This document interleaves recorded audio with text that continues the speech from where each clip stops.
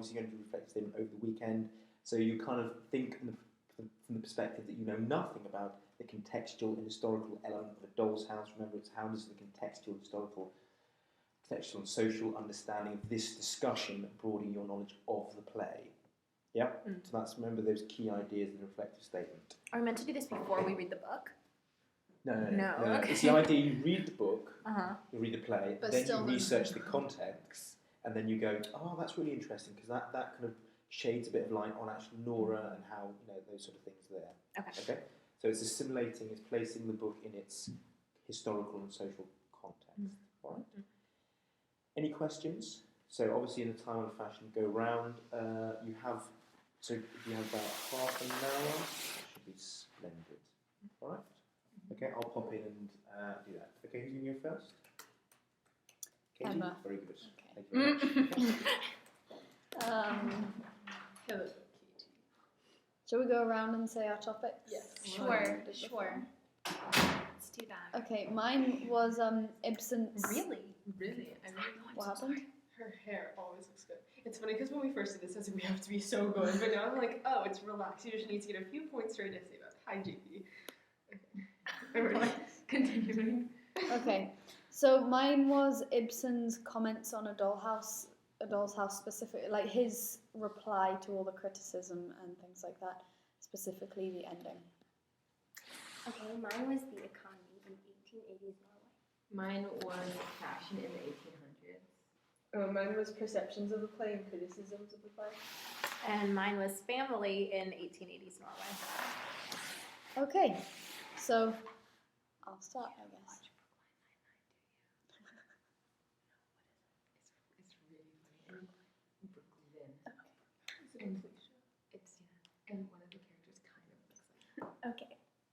So, basically, after the play was written and performed for the first few times, there was uproar about how it ended, you know, because it was such a societal no-no to say that, you know, the woman found her independence and she walked out. So they actually insisted that he write another ending. Who's they? Was it just The public. The public, basically, insisted that Ibsen wrote another ending, which he did, but he said to them that, he said to him that if we actually have to do this, if you actually change the ending to this, if you actually make this be performed, I would rather, okay, this isn't coming out right, but, that he would rather the play not to be performed at all than to change the ending and have people think that that's what his intentions were. Because he said that he must disclaim the honour of having consciously worked for the women's rights movement, because he wrote without any conscious thought of making propaganda, and his task was self-described as the description of humanity. So essentially he was ahead of his time in terms of gender equality, which was basically a big deal at the time. And so there was, so after it was published, it was insisted that another ending was written, and he wrote it, but really didn't want it to be performed. What was in the other ending? In the other ending, she allows Torvald to take her to see the children. You know how in the original ending she insists on not going into their bedrooms? Yeah. In the revised ending she does, and then she decides to stay for her children's sake. It defeats the whole purpose. Yeah, exactly. That was his point. It defeats the whole purpose of it. So her character must change. You know how her character changes like really unrealistically. Yeah. It must change again really Yeah. unrealistically. Yeah, so Ibsen based a lot of his beliefs on the fact that he felt that husband and wife shouldn't just live together, they should live as equals, they should be free to become their own human beings. And yeah, there's some of my research. Does anyone follow on from that? Mine's kind of the predecessor to yours. Mine was the criticisms to his play. So in the 19th century, this was super scandalous because I know when we read it, we're kind of like, okay, whatever. She's just like another like crazy woman who like wants to be free. But in the 19th century, they were like, wow, like how could this woman do this? And then a Swedish playwright named August Strindberg attacked the play in a series of short stories called Getting Married. And his plays were like super like lauded because nothing was more holy than the covenant of marriage back then. And they thought that the way Ibsen portrayed marriage was completely wrong.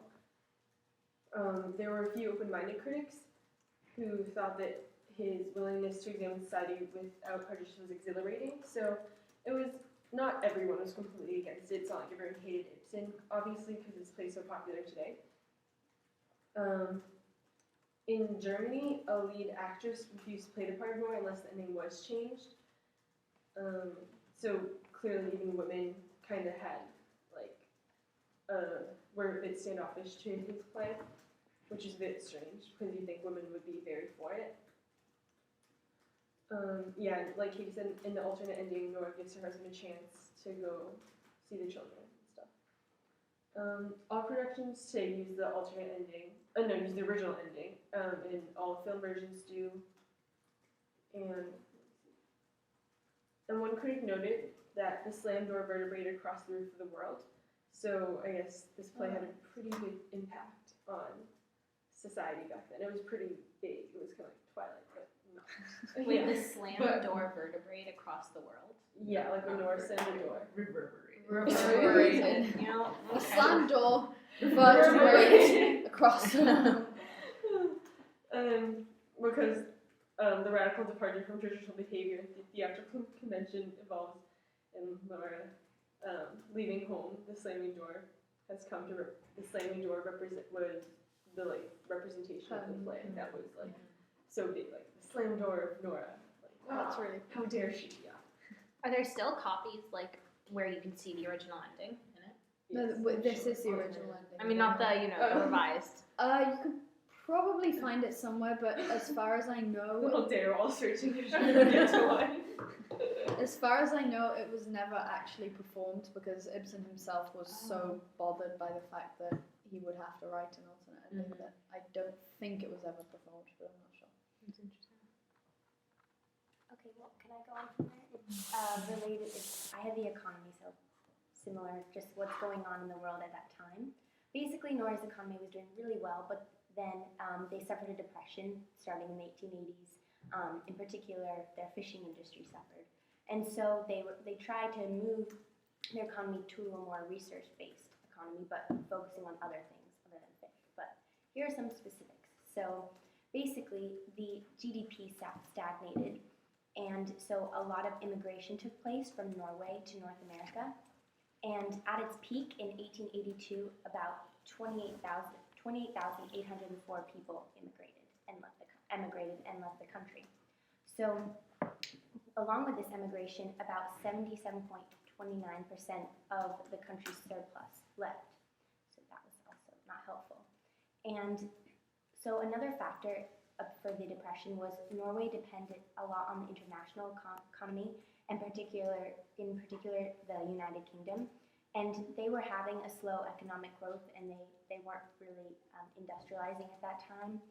And so Norway suffered as a consequence. Also, Norway introduced the gold standard in the late 1870s, and then due to the lack of trade, due to the lack of trade, the lack of gold and lack of capital, the country experienced a huge contraction in gold reserves and in money stock. So they have a lot of deflation. And the final thing that I could find was also Norway had a very big sailing fleet, but the world was transforming from like ships to steam vessels, and they had a huge merchant fleet, which were sailing ships, and so they weren't really with the times for that, and so that market completely diminished, and they were no longer a major maritime power. So those are the main reasons I could find. They were in a depression basically, and it sucked. So that's interesting, I guess. Well, I can discuss some stuff about fashion, which is actually pretty interesting. But so basically, the goal of female fashion during this time period was to be feminine. There was a return of the bustle, and it was basically people wanted to get this S-shaped figure, which was achieved by basically rigid corseting. It doesn't relate, but I'm talking about it anyways. What's an S-shaped figure? Like, I think I think that's like I get it. I was like, oh, you're That's on each side. yeah, not literally like Yeah. But so this was basically achieved by corseting and bustling, and it was the role of the woman to be always graceful, composed, and refined. And in addition, the main goal of female etiquette was to please the man. The husband should always find the wife fresh, beautiful, and sweet as a flower. So you can see that it's quite the patriarchal. parallels Oh, the between patriarchy. Nora.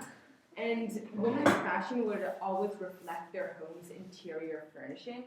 So sort of their role as a wife That's was pretty really tied to the house.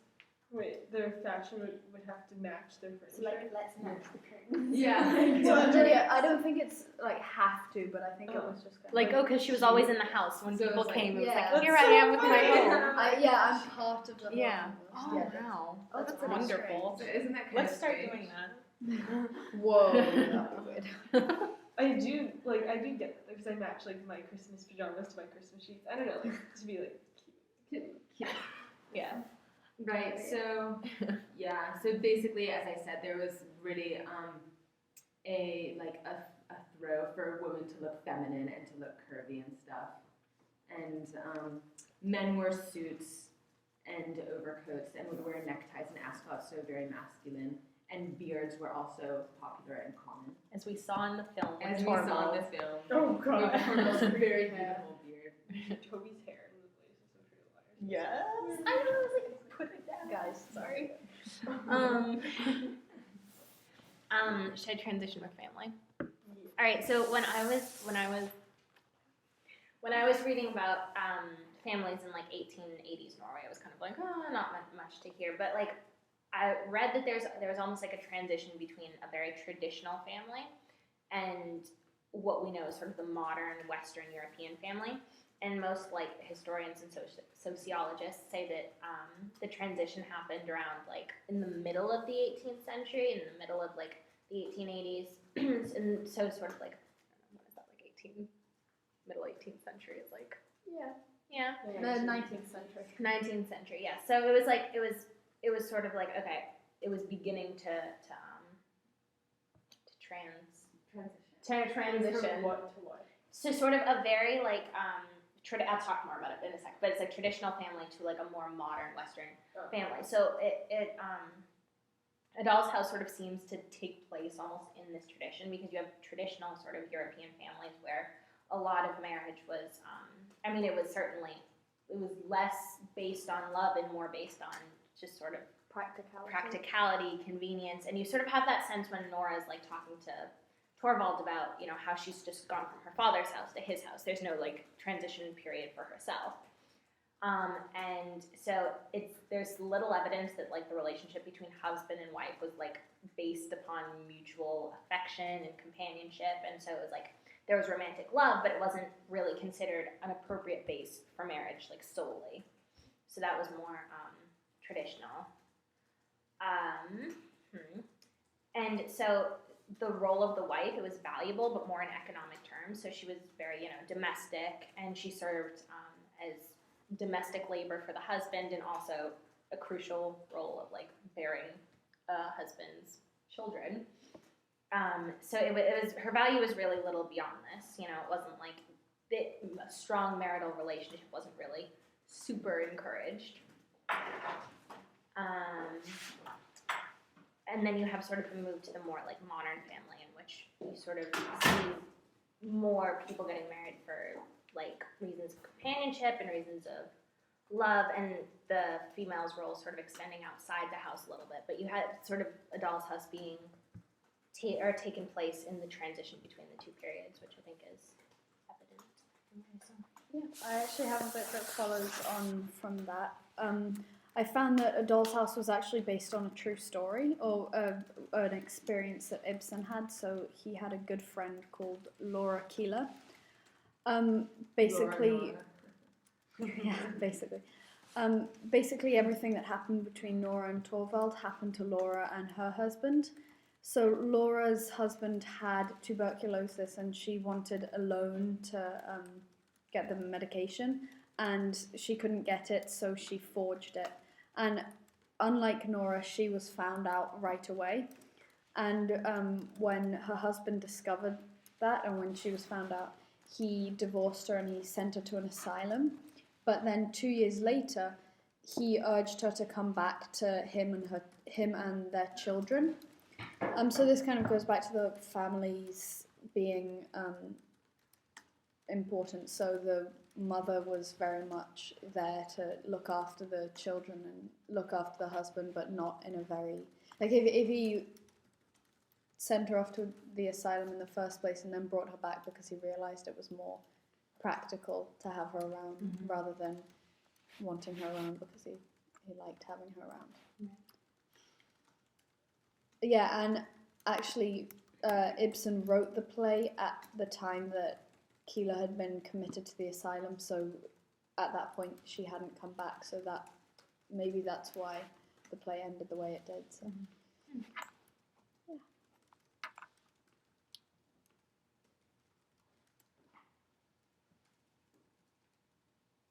You're all aware of the specific the other ending? Yes, we discussed. You can watch it on the video. Oh, yeah, watch that later. Okay.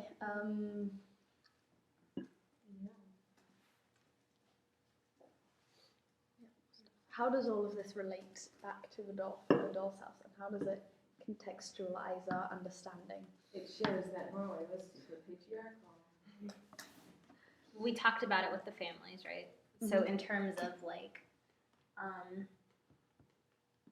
the criticism for the play, but it. Oh, okay. Well, I guess now we know why Henrik Ibsen was so for feminism, because. So can I just point out that when he talked about the ending, he never said that the ending was specifically feminist. He just said it was for a human who happened to be a woman who was trapped in this scenario. So you just be wary of placing him as an ardent feminist. Yeah, I found earlier we mentioned that he said he must disclaim the honour of having consciously worked for the women's rights movement because he wrote without any conscious thought of making propaganda and just for the description of humanity. But even though he says that, I still think that you can't dismiss the feminist elements of A Doll's House. At the time, were like feminists like moved by the I think feminists are probably, but women at the time didn't really agree with it either. Like the actress who was to play Nora didn't like the ending. The other thing you've got to be aware of is when we talk about feminism, they weren't really feminism existing is yet as a movement.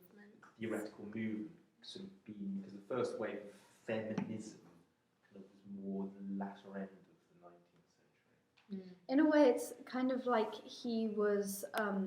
so modern day, that kind of play, it wouldn't be as shocking, obviously, as it was back then, but there was kind of a period between then and now where there was kind of more overt feminism. Like now it's almost... I don't mean it's died down, but it's more for equality now rather than pushing women's rights in particular. So this was almost fits in with what it's like today, where he's kind of pointing out that it's not particularly for women, it was just for people in general, because it was just for humanity rather than... Like a person in the situation she was in. Yeah, like Mr. Barry said, it would just happen to be a woman, he said, who was trapped in this situation. I mean, when you read it, did you view it as without knowing what Ibsen says, did you feel it was a very ardently feminist text? I thought A so. bit, yeah. Me too. The ending. I think it was just her like transformation, where there was like nothing. She's just something like, oh, I understand now. I want to be a free woman. It's because it was such a drastic change as Yeah. well, Yeah. and the ending was so powerful, and she was so like direct with what she wanted, and she sort of almost like criticized the society that she had been living in so much when she left. So that sort of Yeah, made it I seem- read it. I was like, oh, that's kind of like. Yeah, I almost thought the change itself was very feminist, showed a lot of feminism, but the ending was more in line with was obviously because we're a lot more we're ahead of where they were with gender equality. So the ending wasn't so shocking to me as the change that she went through. That was very feministic, I think. So you think it's rather it's her transition or journey rather than the act of leaving? Right, yeah, rather than the events themselves. And also, I thought that she was incredibly frustrating in the very beginning, which was almost his one downfall. The way he really did portray women in that society, the way Nora was at the beginning, which was very irritating. Do you think do you think that was an effective theatrical tool? I think Were you irritated by Nora at the end? No. No. So yeah, no, it was definitely an effective theatrical tool for today, but back then I think it might have given them a way to relate almost, because they might have seen themselves in some parts of that. Because even like Lydia was saying, there were women who disliked the ending as well. Like there was an actress who refused to play Nora unless the ending was changed.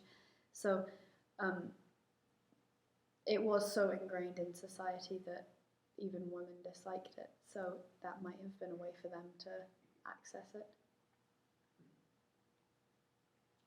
Well, relating to the economy, I mean, we know like there was a lot of emigration during that time because Norway was in a depression. So and then towards the 1890s, like a lot of new immigrants came in. So I mean that kind of reflects like just how we were talking generally, that the whole changing time and the social kind of context was changing. So yeah. Do you view, with that in mind, and sort of the change in the sort of the industrialisation of Norway at the time, variety of the societal changes, do you look upon something like Mrs. Lind, who's more representative, do you think, of Norway at that time? Nora, Mrs. Lind, Helma. If you could say this person sums up the new Norway. The new Norway would Or definitely be the Mrs. Lind. Mrs. Lind. And the old Norway. Definitely Nora. Yeah, Helma. I'd say Troubled, because he's kind of stuck Yeah. in his ways. It's almost like Nora transcends it all and goes even further. Don't want to. So that's quite anymore. interesting in terms of sort of thinking about how Ibsen can almost concocted these characters to represent the old, the new, the sort of the beginning, And changing. exactly. So the sense of that, whether or not that he was sort of painting a symbolic portrait of a nation in flux.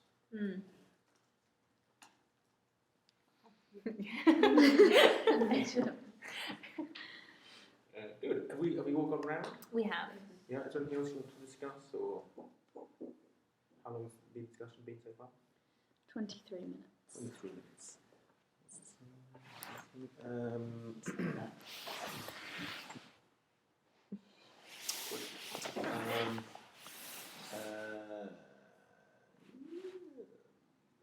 What did you say about fashion? I was interested. I missed your fashion bit. Oh, the fashion was cool. Okay, so basically, I'll just repeat what I said. There was sort of it was very feminine in this time period. Ladies were expected to look feminine, like with hourglass figures, which was achieved by corseting and then bustles. And it was the role of women to always be graceful, composed, and refined. And in addition, the main goal of female etiquette was to please the man. The husband should always find the wife fresh, beautiful, and as sweet as a flower. And what I found kind of interesting was that women's fashion was to be reflected in their home's interior furnishing. So the wife, well, that's just what I agree. Yeah. But I mean, so the role as a wife, she was kind of tied to the house in that sense. Interesting. So of course, so I suppose that is very replicated in Nora at the start of the play. Do you? I mean, so the other, obviously, we turn to Mrs. Lind. Does she adhere to that association? No, I suppose the problem for her is the fact she doesn't really have a specific home Yeah. to almost concretise her identity. But actually, during the play, doesn't at one point Nora is talking to Mrs. Lind about how she's kind of withholding money from the housekeeping and things to start paying off the bills, and she says that she buys dresses that are half the price, but Torvald never notices. Yeah. So it's almost like it's the outside, but they The never facade. inspect closely Mhm. because it's just part of the house. It's not like you walk into someone's house and go, the sofa has a little frayed corner over there. It's almost like it was just what appeared right was right. Mm. Good. Do we feel we have enough to write about? Yeah. Yeah, sure. You're going to effectively reflect. Hmm. Yeah, everyone feels that they